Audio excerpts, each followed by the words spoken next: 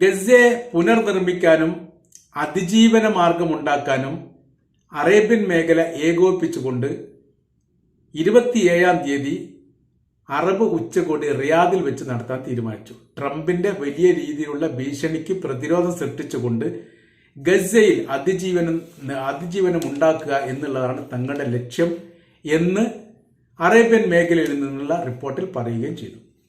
കാര്യം പറയുന്നത്, നിലവിൽ എങ്ങനെയാണോ പുനർനിർമ്മാണം നടത്തേണ്ടത് എന്നുള്ള കാര്യം ഇസ്രായേലിനോടോ അമേരിക്കയോടോ ചോദിക്കാതെ തന്നെ തീരുമാനിക്കാൻ വേണ്ടി തങ്ങൾക്ക് സാധിക്കും. അതിന്റെ കാര്യം പലസ്തീൻ ഒരു അറബ് രാജ്യമാണ്, അറബ് ദേശീയതയോടൊപ്പം നിൽക്കുന്ന രാജ്യമാണ്. അതിന്റെ കാര്യങ്ങൾ തീരുമാനിക്കേണ്ടത് അറബ് രാജ്യങ്ങൾ തന്നെയാണ്. അമേരിക്ക അതിൽ അഭിപ്രായം പറയാനൊന്നും സാധ്യമല്ല, അതൊട്ട് സമ്മതിക്കുകയില്ല. മാത്രവുമല്ല, പുനർനിർമ്മാണവുമായിട്ട് ബന്ധപ്പെട്ടതിന് ശേഷം ഗസയിൽ ആര് ഭരിക്കണം എന്ന കാര്യത്തെ